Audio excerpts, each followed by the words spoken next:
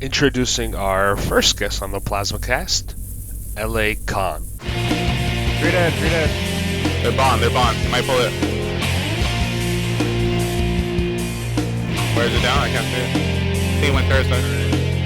Yeah, I got it. I killed him. Third ramp still. I got triple here. Get in here with me. Get a counter. Get in. Watch the rock. I killed him. I got skill tag. Fuck. Oh my god. Good shit, Con.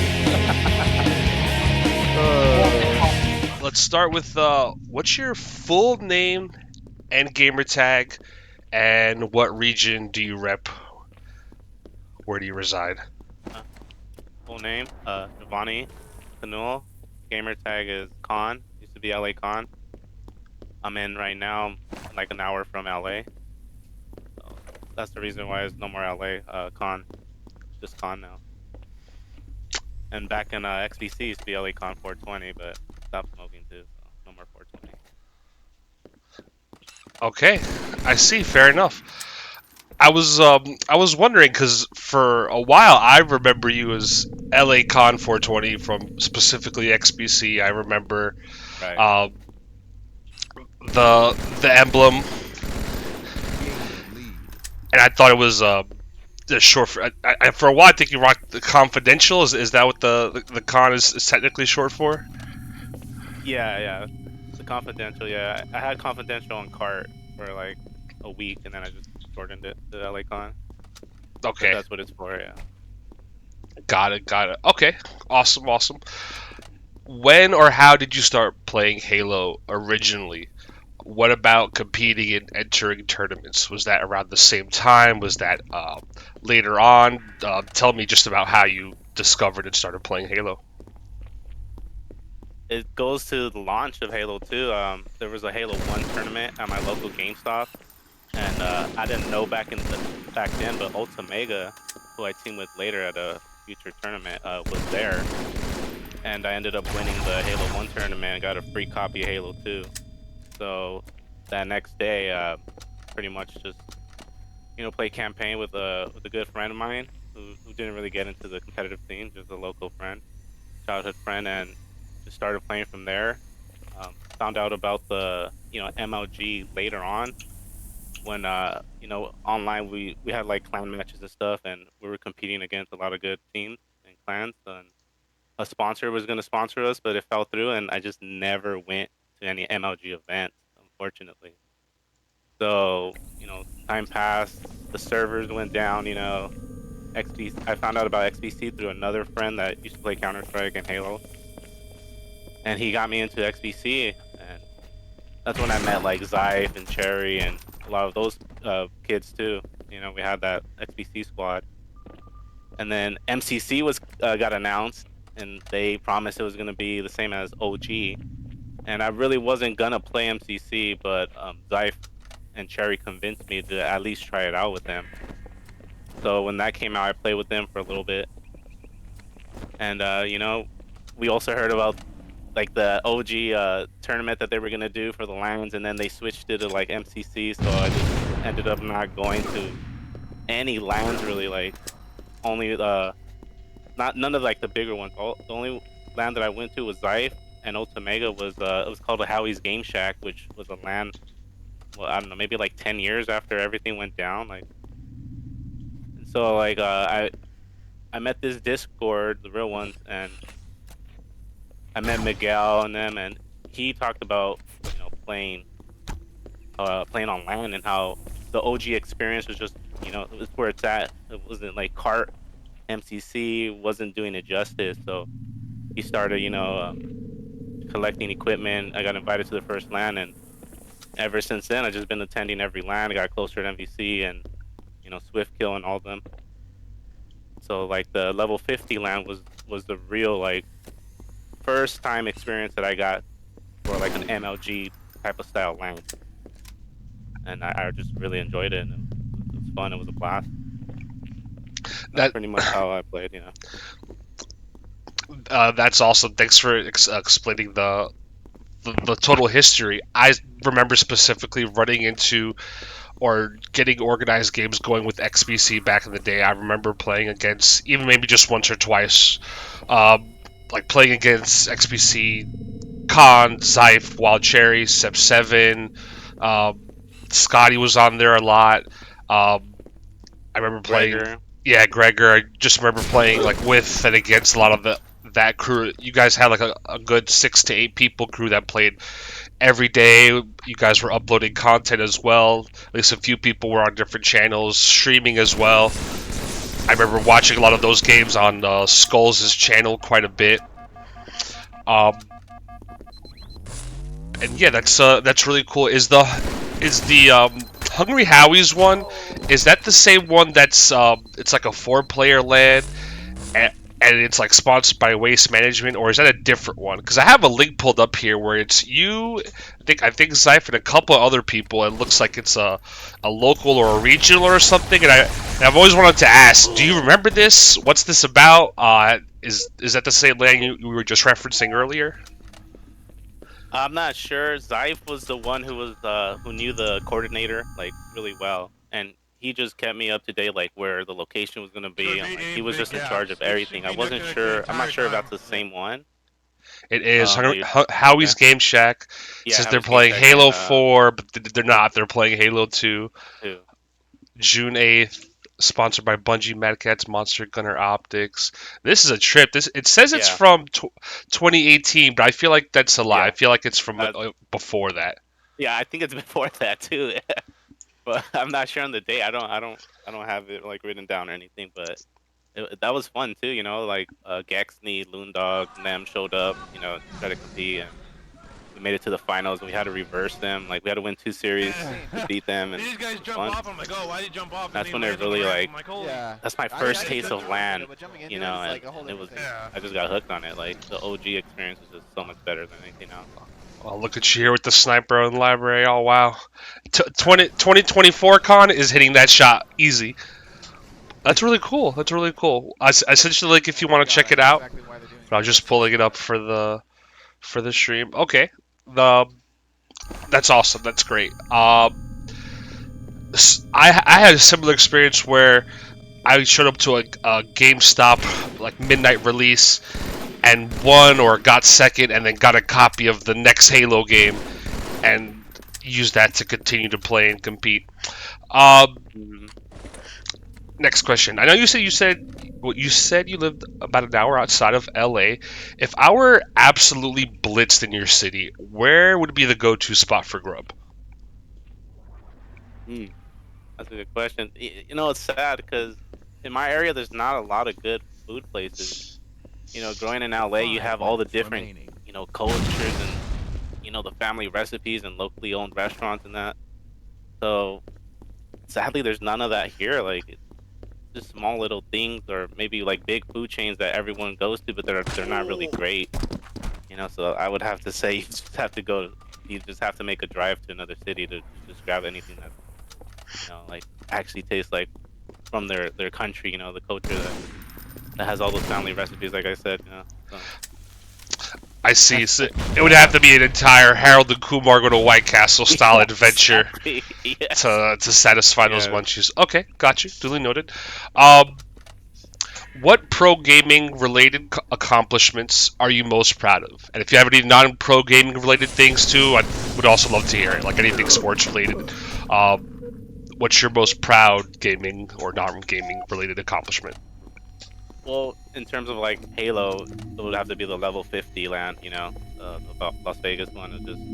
That one was, it just kept leveling up after each LAN, you know, from LAN 1 to that one just going undefeated, you know, with that crew against all the people competing. That was a major accomplishment. I realized that the other day. I was catching up on the VODs. And I haven't really heard anyone mention this, but yeah, you guys didn't drop a game. Didn't drop a game, and you guys were 3/4 in the FFA finals, I believe. No shame, I think you were the only one on your team that didn't make the finals. Do you remember? If you remember, did you get knocked out in top 16 or top 32? I remember seeing your name pretty far in the bracket at least. Yeah, it was like 36 maybe. something like that. I maybe lost, top like, 32. Okay. Yeah, maybe I was like 36 maybe. Okay. Yeah, but I don't. The thing is, I didn't really worry too much about the FFA because I'm not an FFA player. I prefer the fours or the twos game, and I know Storming, Havoc, and Gunshot are really good at FFA, so I already knew they were gonna make it the top, the top 8, and they did. So that was good enough for our seeding. Even if one of us or two of us barely made it, we were just thinking about the seeding more. Well, at least I was the seeding more than winning the FFA. I totally get what you mean. They had first seed probably mathematically locked up around the top 16 because I know strong side Walshy Lunchbox didn't really make it as anywhere near as far as Roy did in the FFA. So you guys probably knew early on Friday afternoon or Friday evening that you had the first seed locked up. It's funny you say you're not an FFA player. I feel like I've seen you dominate in FFAs, but I understand if it's not maybe the primary focus. It's not really where you're putting your energy towards for the weekend. That's totally respectable. What's your most cherished tournament bracket memory, either online or LAN? So it could be like anything, like a series win or a comeback, maybe a moment where you beat like a bracket demon or something. Do you have anything that comes to mind? Yeah. Yes. The Velocity LAN, Velocity Esports LAN in Vegas. We were in the first round. It was me, Scythe, Hypnox, and Ryan. It was against Mook, Warrior. I want to say Lords and Brute, and they were beating us bad. It was a best of 5, and they were up 2-0, and we're heading into the lockout ball game, and they were up 1 minute in the game, and Warrior and Mook were just talking shit. They're talking like smack, like saying that we suck. They were standing up, like just talking shit over the TVs, and our whole team just looked at each other like no. And then we ended up just reversing them, like coming back that lockout game, the next game, and we won the 5th. We won the 5th game to clinch it to go on to the next series, the next team, and we ended up winning that tournament, that LAN, and that after that series we only lost like 1 game each series. Like everyone just clicked, like we weren't gonna lose to these guys, and that was a really cool moment. Like I haven't had a moment like that where everyone was just clicking like on all cylinders. It was really fun. That's awesome. Is that the one is that the LAN where you won your ring? Yeah, the first ring. Yeah, on LAN. Okay. And so I think I remember seeing the VODs for that or watching it on Twitch. So you said it was yourself, and remind me, who were the other 3 again? On your side? Hypnox. Yeah, Hypnox was the captain. Was first pick. Then we picked up Scythe, and then we had Triumph as our 4th. Okay. I think I remember that. That's pretty cool. I wish Hypnox had came to the LAN. I think that guy's a really strong player. I'm sure he had other obligations. Okay. Yeah, he did. So we talked about that. All right, I have a good one. Do you remember when I think we were hanging outside the Long Beach Airbnb? Yeah. You were telling me about beatdowns and melees and how like they're related to Spartan distances. Do you remember this? Can you explain? Can you expand? What were you talking about when we had this conversation? Because it's lived in my head rent free since that day. I remember just chilling with you outside Long Beach LAN, and it was like a really chill, cool moment to know you and get to like meet you and stuff, like get to know you deeper. But I don't remember the beatdown conversation, so you would have to like let me know what was that about. I think we were trying to kind of dissect how the lunges, like maybe what causes a lunge to be random, what causes it to really connect, and then I think you had a theory where maybe the amount of players that were kind of in the same area would have something to do with it. Like maybe the more players you have all lunging around each other in the same vicinity may cause lag or may cause lunges to miss. I think that was the premise of it.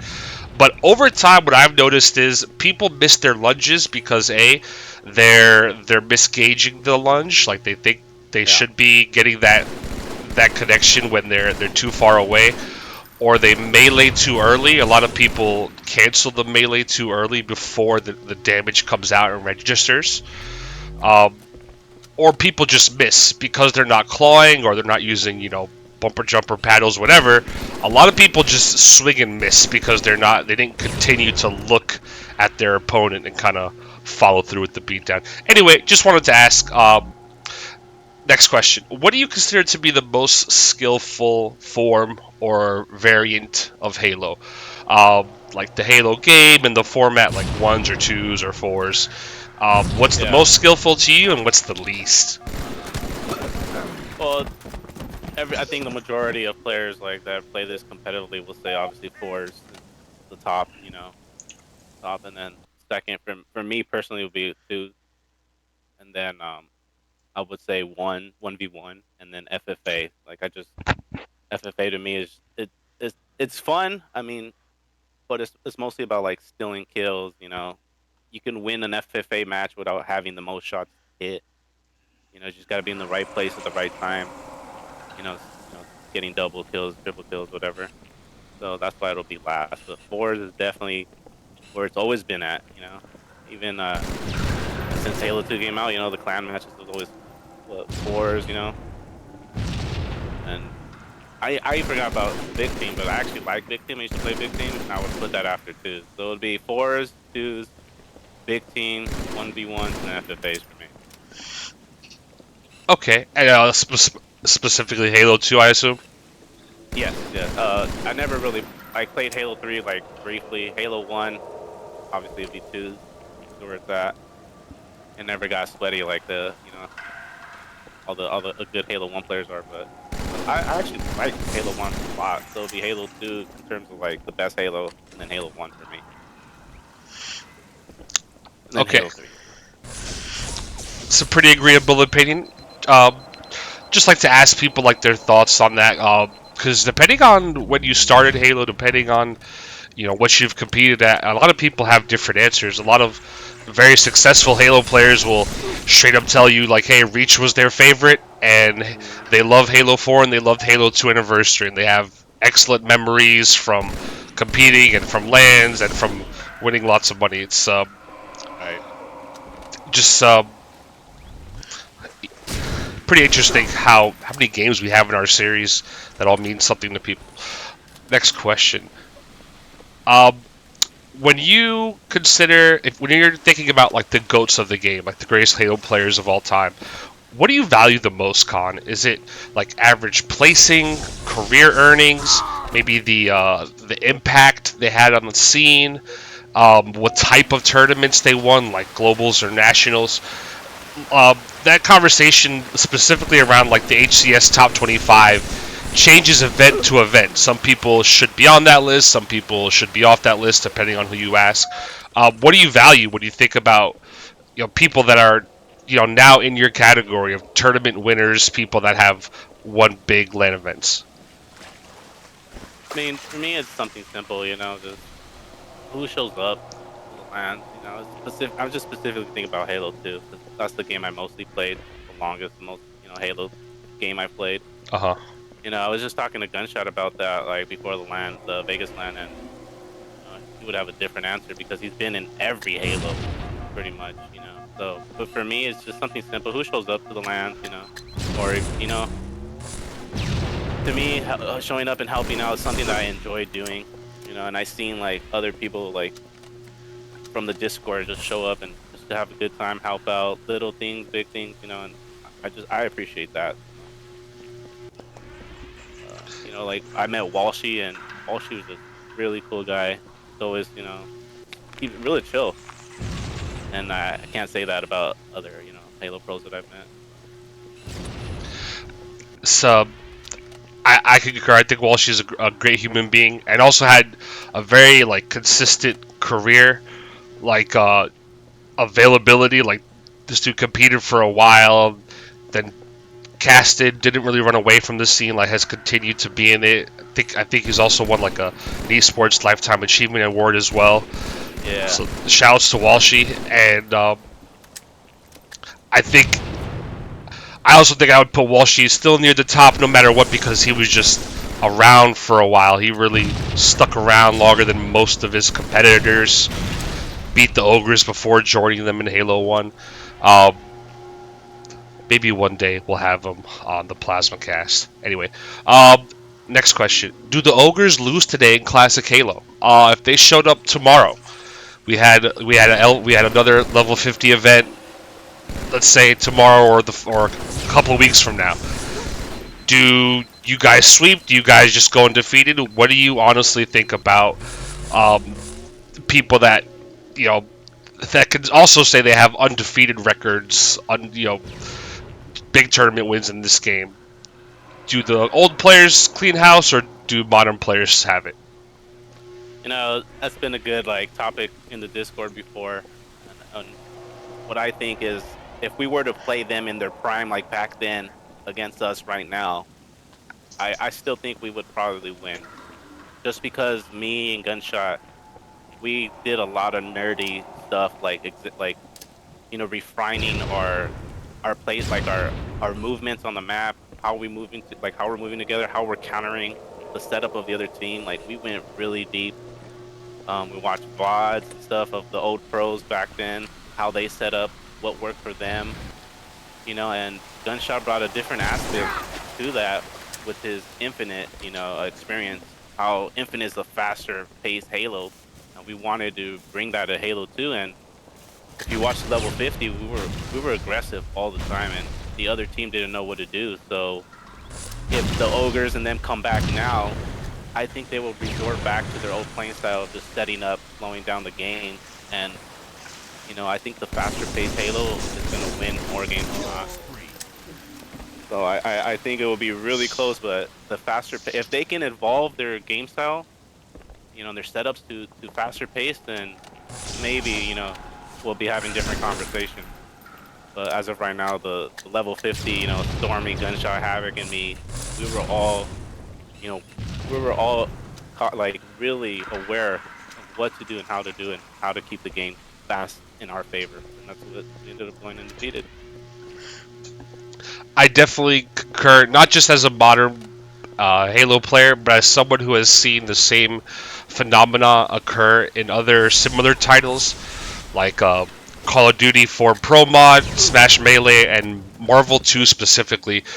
These games went through an era where they had their own kind of gods and titans go undefeated for a long, long time, and they would see challengers come up online, on LAN, and not really be able to dethrone the old guard. But then, right around pre-pandemic, and then during COVID, we saw the new guard just kind of figure it out. I've seen Zane and Melee do work, as well as Cody Schwab, J-Mook, and them. For Marvel, we have guys like General Thriller, Chaos, Ruin, and others that could go against the old people that have won multiple world championships and just kind of run the jewels on them. It's because they have spent the years basically starting at pro level. A lot of players basically start with all the VODs, like you said. You have all the VODs to look at. You have all the mistakes to see, so you could build on what you saw in 07. And one more point I wanted to harp on was the nerd stuff. I think a lot of people don't realize this, because if you don't play Halo 2 and you're not sweating all the time, you're just not going to see it. When you guys throw really nerdy nades, I see you do it all the time on Warlock. You throw a nade and you force someone to portal into it. It's like art. It catches me every time. You'll shoot someone, you'll apply pressure, and you'll throw a nade somewhere in there, make sure you don't take the damage from it, and basically force that person to portal through. I've seen Gunshot do funny things where he telefrags people on Warlock. He deadass just looks through bottom middle, throws nades, and sits in front of the portal, so that way, like, not directly where they'll come through and assassinate him, but like just enough to make that other person not be able to port, and then he just throws nades and calls them out, and they literally just funnel and die. Like, we weren't seeing tech like that in bracket and tournament play in 2007. We just weren't. And don't even get me started on Stormy and like all the jumps that he does and has implemented to be like tournament viable. It really is like you guys just genuinely know more because there's more time allotted. You know, like from 07 to now is exponentially more time than 04 to 07. Even if that 04 to 07 time was the the golden age, you guys still have all the VODs, all the information, all the good practice and such. Right. So yeah, I thought that was just good to mention. Anyway, oh, I like this one. How would you recommend a player go from like the E, D, C tier range of ranks to B, A, and S range of ranks? How do players like in the lower skill level that are still competing get to that higher range of ranks and beat pro teams, whether online or on LAN? You just gotta look at what works. Like look at the S tiers, the A tiers, what works for them. Try to mimic what they do. And understanding your own game style. Like for example, we got Boxer here that you're not gonna beat him in close range combat. He just specializes in that, and he knows how to move into positions like that. And then you have other players that are mid-range to long-range. They like to keep the battle or the other players, mid-range or far-range because they can LBR them, from that distance. So you just gotta recognize your own playstyle, what works for you, and copy what other players have already done. I mean, look at Stormy and Gunshot. They're just perfect examples of that. Look at Stormy's like intelligence. And what I learned from Gunshot is not only like moving to the best positions, but moving to the best positions for your team against the other team's setup. Like that was a huge emphasis when we were practicing for the level 50 LAN. And that helped me, level up my understanding of how to move and when to move at the right time. So that would be my advice, And another big thing is accept the criticism, take it as constructive, because Halo kids, they like to scream out that you're doing this or that wrong, but if you take it as constructive, you'll probably learn, how to be better. If someone yells at you, just listen. They're probably, at least that person wants to win. That's what I always say. I'm like, at least that person is trying to win the game. I'd rather someone yell and scream, well, not really, but I'd rather hear something than nothing. Yeah. Appreciate the advice. Next question. Who do you think is cheating in the Halo scene? You may skip this one if you choose. I haven't been paying attention to all the cart, players on OG. I don't think anyone. Back on the XBC days, I know maybe one or two that were. Now I don't know anyone that I can't really say that. You would have to ask someone who plays like 2-step, he plays raw card, he might know. And he has the understanding like to know when someone is cheating or when they're just really good. So I mean everyone that's been good has probably been called a cheater once, in their Halo life, so you need to know, you know what I mean, right? Like it's definitely our highest form of flattery, like an artist getting their work copied, like getting called a cheater as a legit player is like just complete dope. Yeah. And so, are you saying or insinuating only cheaters exist on cart and not MCC? Well, I guess you don't really play MCC. No. Yeah, exactly. That's what I'm saying. Like I'm not playing MCC or cart, as much as I would OG, and I've actually decided, just OG from now on, but cart's making its way back a little bit since that's where the games are at, Maybe I'll try MCC. So we'll see. Fair enough, yeah. And I've seen people on cart a lot recently. Let's move on. Do you have any favorite montages? Follow-up question, have you seen any of mine? I don't really watch montages. Maybe back in the day, maybe I would watch like Zap Panda or it was, but that's probably it this whole time. I've never even watched sadly not even Stormies or Hurricanes. No one's montage. I never even seen Gunshots montage. I heard it's pretty good too. So. Wait, hold on. You're telling me you've never seen Gunshot's second Halo 2 montage? No, I don't watch montages. What? No, I What? Wait, what? Yeah. What? Okay, No. that's wow. Yeah, no.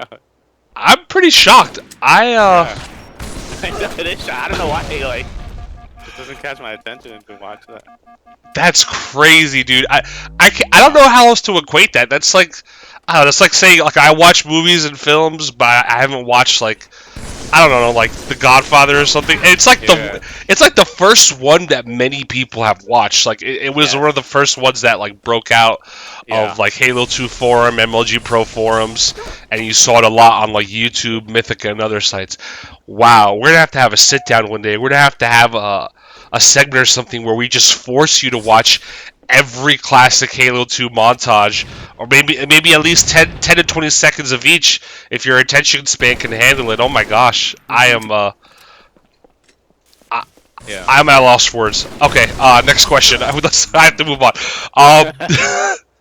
Wow. Do you know any in-game secrets or community lore that no one else is aware of? In-game secrets? Oh, yeah, definitely. We like as in strategies for fours. Me and Gunshot, we figured out a lot of things. We relayed that to Stormy and Havoc, and sadly, we didn't get to use those strats because we never play those game types. At the Mm, LAN. So it would have been on stream and stuff if we would have played those game types. And I'm gonna have to keep it a secret. I can't share that with you. that's fair. I mean, there are still tournaments to come. There are still hungry teams out there, so you'll keep your secrets. But I'll ask a follow up question then. Can you tell us or tell me a little bit about how you guys formed LVT Ambush? I know in the past Yeah. that Stormy and Hurricane were kind of a tight duo. They had been teaming with Famous and Havoc for a while. That was the squad that I remember had taken down the old Team XBC, Gregor, Scotty, Zyph, and Cherry. But then when they announced level 50, I think you guys were the first team to sign up or announce your set squad. And I think people were surprised or just didn't expect to see the combination of Havoc, Gunshot, with with Stormy, no Hurricane, and then Khan. So yeah, how did that happen? How did that come to be? Over many lands. Actually, after like the Velocity Esports LAN, you know, me winning that with Hypnox and Scythe and Triumph, kind of put me up higher on the tier list.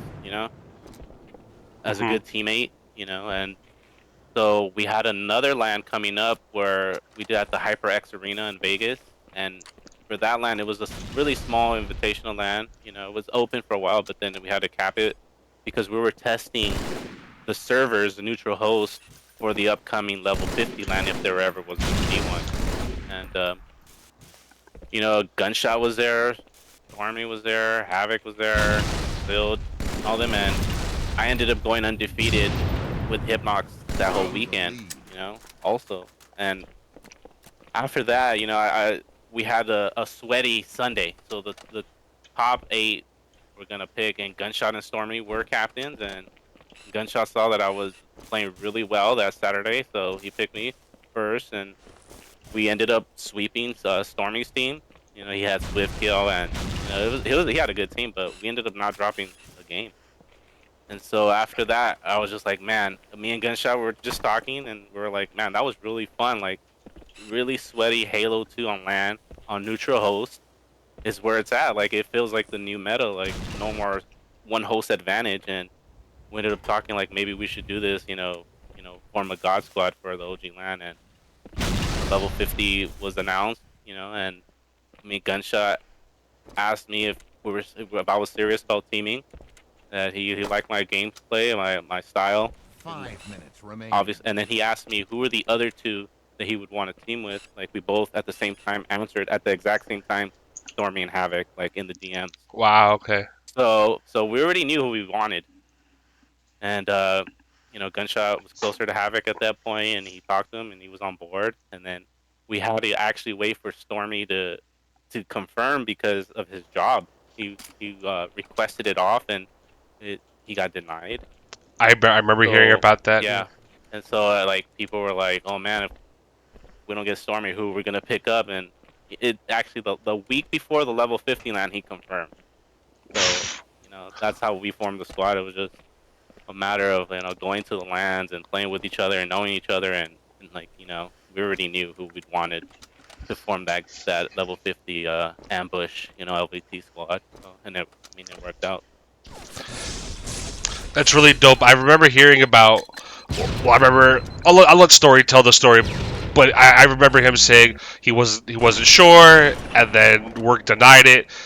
Most people know this, but Yeah. he works like 2 weeks on, 1 week off, kind of a schedule. And yeah, we're happy as fuck he got to go out there. But Yeah. we'll He's the have him best, on and let him tell the story. And that's really interesting that you and Gunny were the team of two looking for two others originally. Yeah, because Havoc during that time before the LAN, he was playing a lot of Infinite, and he wasn't really like playing a lot of Halo 2. But once the level 50 LAN got announced, we knew that Havoc would put the time in and he had the skill. So, and that's what he did. And he probably did him and Stormy and Gunshot, like them three, like in the finals. They made it so easy for me. So I'm glad Havoc actually came on board, with us. Because like you were saying earlier, it was Stormy, Hurricane, Havoc, and Famous were the God Squads on cart, and they were really good. And the problem with Hurricane is he had other obligations, which forced him to stop playing as much, and he didn't really have an OG setup. And Famous was just better on cart than he was on OG, but so that's that's what happened. And luckily, I got the call, and I was playing really well on OG, so I have no regrets. And even if they wouldn't pick me up, like I still would have gone. Like I wouldn't have felt bad about it. Would have formed my own squad. Try to beat. Obviously Stormy and Gunshot are the best. 1A and 1B. So 1A, that's true. yeah, yeah. Really awesome. And then, so just to clarify, the Velocity Esports, that was like at a venue where you got Yeah. your first ring, and then at the HyperX Center was this the same year, the next year where you won and got your second ring? It was a few months later. Yeah. Okay. The Velocity I think was in November. Say maybe November or maybe before that, and then the HyperX was in April. So a few months later. Go ahead. Go ahead. Gunshot had a stacked team too. It was him, Havoc, Timeliest Brute, and Zed, and we ended up beating them in the finals. And so that was a fun little game too. I remember watching these lands on Twitch and just seeing them getting a lot of traction because the first couple were at MVC's house, and even those, Right. well, not the first couple. The first one you remember was at the Nerd, but the first few were in the house, and even those tweets were getting like a lot of traction on Twitter.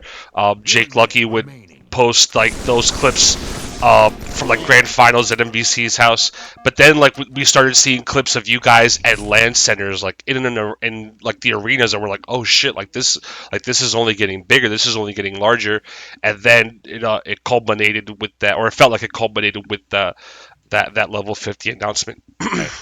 Yes, I was just talking to MVC about that, like how we started at the Nerd, and MVC knew the guy who hosted it, who let us use the room at the Nerd, and how we were playing on RF adapters, like real monitors and cheap CRTs, and how it just progressed to like getting component cables, and better CRTs, and then it kept growing from there, to no monitors, CRT only, Sony's only, or the JVCs, and not only the components, but the Bahar Bros one where you can, stream POVs on every, Xbox. And then talking with Swift, he just took it to another level with his ability to capture every gameplay at the level 50 land. You know, that was really that was like next level stuff. I don't know how he even did that, but We're still waiting for the VODs. I hope we get still waiting for the We're still VODs, waiting for the VODs and stats. We have the Halo 1 VODs. I was reviewing mine the other day. Really? Yeah, all the CE VODs came out. They're not perfect. Some are like missing audio, but like it's pretty much all there. And then the Cool. LVT like science station broadcast did a good job by having or did us a solid by having the grands on there with a little bit of commentary. But yeah, the CE ones have been out for a while, so I know the Halo 2 ones are just sitting on the hard drives, and I hope that he finds I know he's looking for like sponsors, investors, and people to help, I guess, fund the website and help pay for those servers that you're going to need to host all that data. I think that's where he's at in that process, is trying to find an appropriate way to release the event stats and VODs. Let's see, where are we at here? Okay, got a couple more questions here. How do we get retirees back into the Halo scene and active again?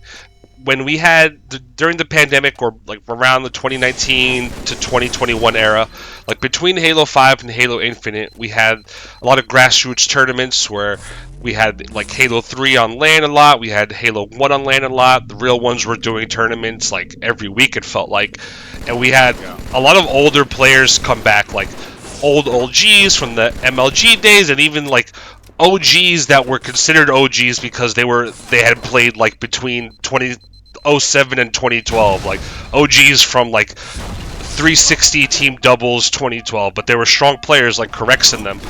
How do we get some of these retirees back and active into the Halo scene again? No other scene is like this, where we just have like a bunch of our tournament players, organizers, content creators, and related people just disappeared. Like, we don't know where the fuck some of these people are. If we know they're alive, and like that's it. It's not like that in the FGC. It's not like that in Smash. Do you have any thoughts on how we get these people back? The best thing that I've seen that like for people to come back is just one person comes back on or plays again, and then they get their buddy, you know, to come back on. You know, so it's just that way, you know. Just you gotta contact your friends that you used to play with that even have setup, you know, for the OG, and that's the only thing that I've seen that works, besides, you know, a pandemic and stuff like that. But you know, that's, you know, a lot of these people just don't have the time, or don't make the time to be playing as much, not even for like 1 or 2 hours a day. So that's the only sad part about it. So like, you know, getting when Strongside and Walshy were looking for their team, you know, they weren't even sure if they're gonna get Lunchbox and Roy. So, you know, them talking to them about it, like that's the way they got hooked on it. So that's what I've seen. Side was hooked. I've never seen someone play that much Halo 2 consecutively. Just crack, like actual addict behavior. Just but it was awesome. It was legit awesome seeing like 6 to 8 lobbies at night. Like, remember that? Like, we had, I feel like, more lobbies on X-Link than we ever had on CAR. I could be incorrect about that, but it felt like it really felt special that time between like the announcement and the tournament. Yeah. Next question. How do you feel about multiplayer remakes and remasters? If you've ever played or seen them, I'm talking specifically about like Halo CE Anniversary from 2011 and like Halo 2 Anniversary from 2014. Have you ever given those a shot? How do you feel about like multiplayer remakes and remasters? It's really hard to capture the same, like, you know, sense of the game, like the gameplay and everything. Every like remake or remaster feels like slightly off. You know, same thing with like Project Cartographer. You know, the Vista version feels just like laser tag. It feels different. You know, for other like games like Final Fantasy, it's not so noticeable because it's not a competitive FPS. You know, so I don't really like the remakes that much. I like the upgrades to get in graphics and stuff like that, but the gameplay is just, it feels different, and I guess that's what makes it so difficult, you know, for the FPS community, you know, to remake games that are competitive, because any little thing, you know, can ruin the gameplay, like how we were talking about earlier, like the lunges. If they make them worse, no one's gonna be playing that game because the lunges are gonna be terrible. Well said. I hear a lot of people. We have a lot of people in Smash that wish Nintendo would re-release Smash Melee in any form. Kind of like Cartographer, we have something called Slippy, where it's a fan-made, like basically a mod, and we use that to play matchmaking. And there's ranked, and it's great, and it's free. But there's still a lot of demand for like a Melee re-release, and those people, I know, just because of how they word it, they've never played something like a Halo 2 Anniversary and seen like how poor that product could be when you let people that may not have a huge love and passion for something like recreate the IP with their own like unique style and flavor. Like it sounds good in theory, but every time you do a port or a report or a re-release, something seems to always get lost in translation. Like there are new Steam mods released within the last week, or not week, but like within the last month or so, that are brand new, that do stuff like restore Halo 2's lighting and restore like certain textures, and I'm like, how is this still coming out? It's 2025. Like how are they still fixing this 2004 game like that was already ported to PC in 07 and then ported again to Xbox in 2014 and then again to PC? Like it's insane, right? Yeah. Like there's the fans, specifically it's BRY. He does a lot of this like fixing and restoring textures and fixing the lighting, and a lot of the stuff like I didn't even realize was broken. But then they do it side by side, and you're like, yeah, this shit looked better on original Xbox. The game literally just looked better than the products that came after it. Alas, we have what we have, and we should be thankful for it. Yeah. No, I enjoy every, like, you know, remaster or whatever, but the OG is always where it's at for me. Just something about it feels right. Con, what kind of mechanics or features or modes would you like to see in a new Halo title? Mechanics, I don't know. To me, I've always been like really, like, I love the sniper in any Halo game. So I want to see like a sniper mechanic close to, I guess, what would be a Halo 2 mechanic. You know, just something about quick scoping or no scoping on Halo 2. It sets it apart from at least Halo 1 and 3. You know. Do you mean specifically? Well, one thing I really like that's unique to this game is the sweep sniping. Yeah, I call that quick scope. You call that quick scope? Okay. Yeah, to me, it's like. To me, it's like lightning snipe.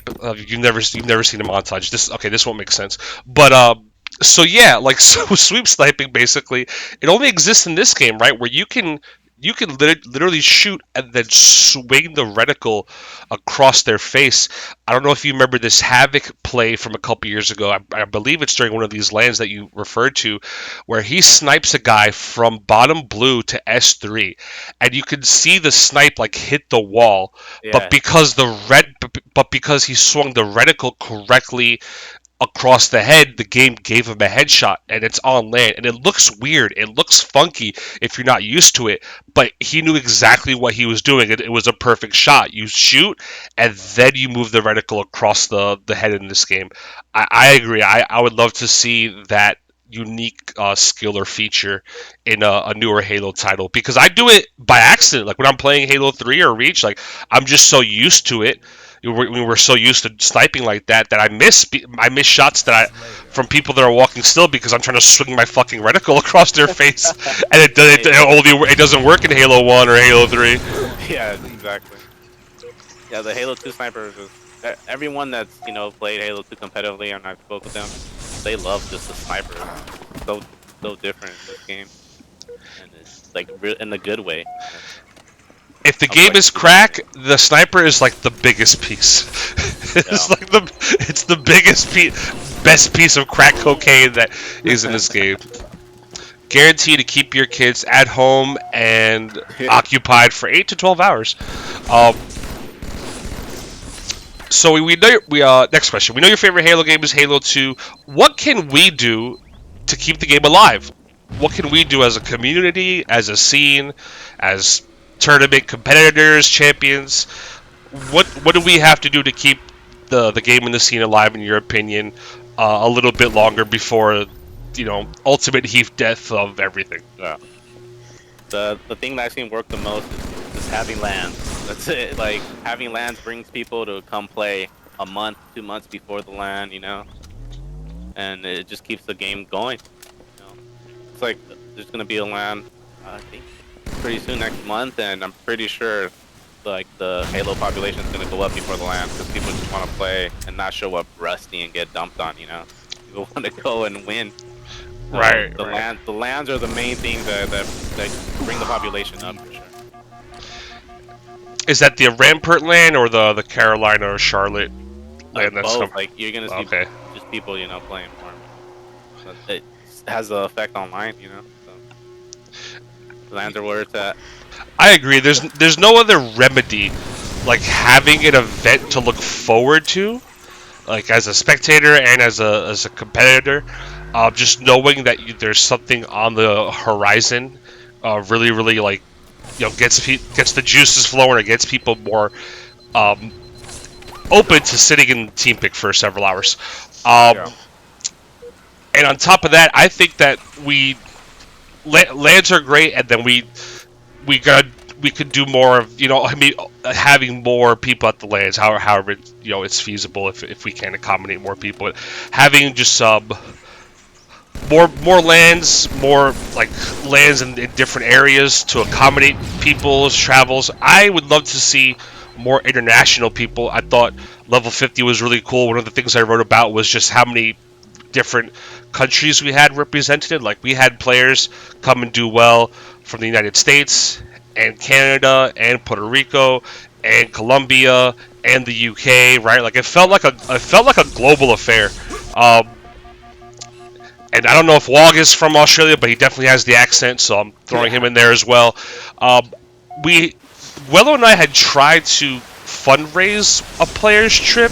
I'm not sure if it was Aranya or Eric or someone else. We tried to like fundraise, community raise like his funds to fly him out from Colombia to the LAN, but it was just too expensive, and it was difficult for him to get the visa. That's a very, very big deal, or a big inhibiting factor of a lot of players traveling to and from America's just that visa. It's a real difficult thing to acquire. They don't hand those out to everyone. Yeah. But more LANs and more people at LANs would be dope. Next question. If I was in your town and we went out to grab some drinks, where would we go? I don't drink no more, so that's the thing. I don't drink no more. It was a bad time in my life to be drinking, so let's cut that out. That's fair. Do you do any coffee or tea? No, I don't drink. I never drink coffee. Like, I haven't, like, the caffeine, it gives me headaches more than anything, so. Tea's like maybe bobas, but I'm not really a big tea person. I need someone to show me what teas are about, That's dope. I like boba teas. I like Thai teas. Like, if you ever go to a Thai or Korean restaurant, like, Thai teas are where it's at. I recommend those heavily. But that's pretty cool. So it sounds like you're completely sober. You say you're not smoking weed, you're not drinking. No. And did you decide this? Is this a recent decision? Was this before the LAN, or is this just who you've been now for a few years? No, for a few years now, yeah. Wow. Okay. Yeah, That's really awesome.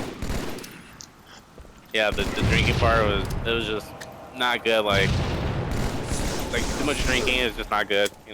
Like physically too. Like, I'm just getting sick, so cut that out. Yeah, that's smart. It's just empty calories and toxins. Exactly. I think I may have asked this one before. if we already talked about it, we could just skip it. But did you have any bracket demons early on in your competitive gaming career, or even halfway through? Like, was there anyone that you were consistently losing to a bit, or was it kind of just first place from the get-go? Well, at the level 50, the thing about like being first seed is you kind of sit around a lot. If, and all the stations are being used, so nowhere to really warm up, maybe really, or to play like other teams. So our really first test was the real ones, with boxer defense. And, yeah, they had beaten Tales of the Crypt to get to you guys, I believe. Yeah, and they beat them, right? What a lot of people would consider an upset, a 3-2 upset. Yeah, they were, and we were like, they played really well, and I found out why after, like at the after party at the LAN, at the Luxor, Boxer told me that they watched, that they watched their gameplay against us, and they try to copy our strats and stuff like our movement as much as possible, and it kind of worked for them. So, but when we played them, like, we were rushed. They were beating us like in the beginning of the games, and we had to pick it up midway and at the end of the game to really beat them. But they were really good. Like you said, they beat Tales from the Crypt and other teams, and they were like sleeper picks. They played really well. So I would say they were. I'll give them props for for beating other teams and placing higher than anyone expected in the place. Yeah, absolutely. I think they finished top 12 overall, but a very solid top 12. Shouts to Big Booty Welches. Defense Power, who seemed to have more fun than anyone else at the tournament. He seemed to be having the best time and was the ultimate winner. Alexis had a smile on his face the whole time. Yeah. I've known Frickin' for a while. We used to talk about making videos and stuff together. He's kind of like a montage kid like me a little bit. Just a little off track. I have a thread with Frickin' where like years ago I asked him, I was like, hey man, you should come play in these tournaments. We have a Real Ones Discord where we play on PC. It's a lot of fun. And he's like, nah, that shit's lame. Why would I ever do that? And then I don't know what happened to Frickin'. Maybe he saw a video, maybe he watched the Real Ones land, but like something about his whole demeanor changed, and then we started teaming for some other guys' draft tournaments, and then he just started taking competitive real seriously, and he landed on that squad. I forgot who their fourth was. It's Frickin', Welch's, Defense, and I can't remember, forgive me. But yeah, that team definitely overachieved. It's funny you say that they were beating you guys at the beginning. That's definitely not how it looked on stream. Like to us, it's like, oh, like they're not. I guess they're not losing immediately. I guess it is a close game. They were definitely on fire though. So shouts to the real Juans. Yeah, the real ones. Yeah. All right. How about we play one more? I only have like 2 or 3 more questions. Does that sound good? Yeah. Okay. Let me get back in there.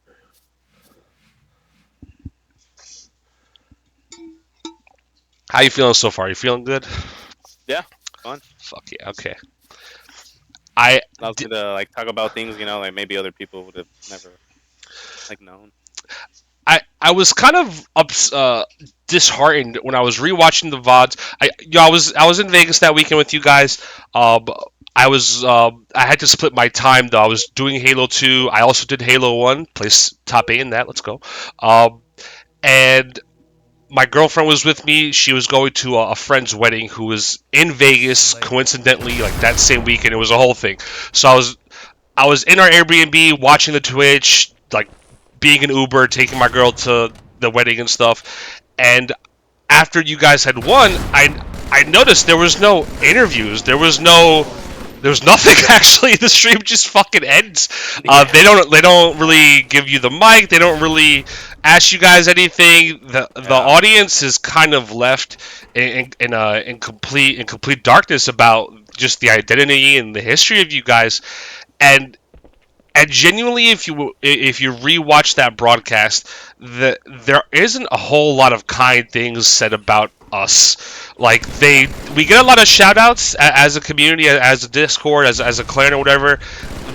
We get a lot of shout outs and acknowledgement that we exist, But if you watch the stream, Puckett stream, the LVT stream, it's really just them kind of fawning over their favorite players from back in the day. Like most of the matches are really just either Oats Overnight or Final Instinct, and then you guys like begrudgingly because you're not losing a game.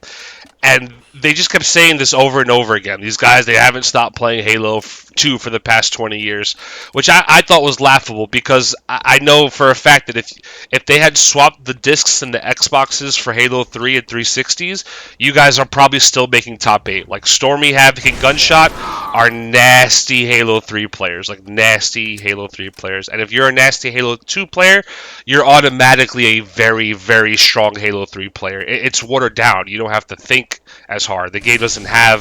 It has 100 less mechanics and things going on per player interaction, and that's just the truth. And also, like, knowing you guys personally, I'm like, these people are just, like, regular dudes. Like, they're not, like, gremlins sitting in their basement grinding Halo 2 all day. Like, yeah, maybe some weekends, but most of the time, we can barely get matches and pop-ups going because people's egos and time differences and people's egos and, and other related things. So it just felt weird. It felt like anticlimactic. I totally understand that they really wanted to see either Oats Overnight or Final Instinct in the finals, and once they realized that Xana was going to the finals, especially after that insane CTF Warlock game, the energy kind of died. The energy completely died in the casting booths. You could tell Puckton, Bravo, and Golden Boy and them really just wanted to get out of there because I think in their heads and everyone that is from that era, they definitely just assumed that Walshy, Strong Side, Roy, and Lunchbox were going to do what you guys did. They probably just kind of assumed and thought that that team was just going to go undefeated and embarrass everybody and not lose a game. Once the truth set in, you could just tell like the energy was zapped, and honestly, kind of funny. So I'm glad that you came on. Please let Havoc and Gunshot and Stormy know that I would love to interview them as well. I did also message them. I think we'll probably have Havoc on next, and I'm sure Stormy's working or you can also something. interview our coach Mike. He was really instrumental, like in getting us together, recording our VODs, like during our practice. Like he was really like helpful in a lot of aspects. So his point of view might be even better because he wasn't a player, he was the coach. So he's the next person I want to reach out to. Yeah. I was impressed by the coaching that we did. Legend on Xanada and then Mad Mike. I got to play a little bit with him in this Ascending Baseline MCC Draft League before level 50. He really impressed me. I wish he had played, but when his resume looks a lot better as getting first place on as a coaching person as opposed to whatever I got, like 17th or something out of 38 teams. So yeah, I'd definitely love to have Mike on. Just to wrap it up here, will the people ever see snipedown.mp4 again? How many views does this stream or Plasmacast have to get in order for the people to get what they want? The thing is that video never existed, so if you can find proof, then post it. The proof lives in about 60 people's vivid memory. Yeah, a mass hysteria. It's a psychological thing. All right, Khan says it never happened. You can't prove something that exists if literally the file cannot be found at all. If the file just doesn't exist, it can't be uploaded again. That's sad.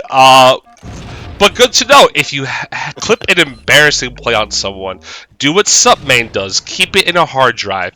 Keep it in an external where no one can access it, and then you can just pull it up for the laughs every couple of years, and you own it. And you don't have to, have Twitch be responsible for our community lore and content. Last question, Con. Is there anything you're working on now or anything that you want to let folks know that you're doing, whether in life or in gaming? What can folks expect from, Con going forward? About the level 50 was like the maybe like the apex of the Halo 2 for me. So probably just maybe go to a few lands if MVC's down to do them. You know, I'm always willing to help him because it takes a lot of people to set up a LAN and you know all the little things to the big things. So I'm probably done playing Halo 2. Like, you know, I wanted to go to the North Carolina LAN and stuff like that, but I'm just not making it a priority no more. You know, so I think the level 50 is a good way to go out. And I'm probably just done, but you know, Gunshot, you know, has my support of whatever Halo he wants to play. Unless Halo, you know, the Halo Studios makes a really good Halo game. I hope they do. Maybe I'll come back for that. But we'll see. With sweep sniping. Cross our Yeah, fingers. exactly. I will give Puckett some credit. They did tell us on stream multiple times how you specifically came out like on Tuesday and was the muscle behind moving a lot of those CRTs. They let people know on the broadcast quite a bit that like you came early, some other folks, but they were like, "Yo, Khan came out here and helped us move all these TVs days out," and I was like, "That's really awesome to hear." Yeah, I did a lot of the calibration of like the colors, like as best as I could, you know, because you couldn't see on Warlock on 90% of the TVs. So that was a big issue. And That's that just helped, Warlock. yeah. You're not supposed to see. Yeah. You're supposed to just listen and shoot and move to a side of base. You don't Yeah, really it need to doesn't- yeah. see. It's always dark, but yeah, it being a little less dark well is helpful. That's awesome. Okay, I think that's a wrap.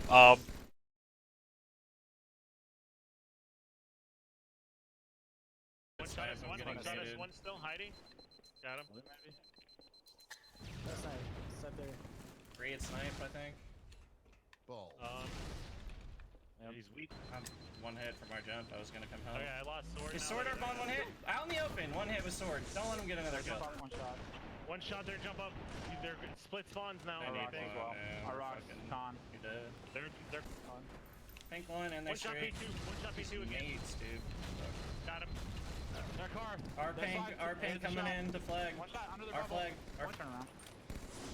Shot, health run. Snipe's weak. Oh, he knows it. Weak, tough snipe.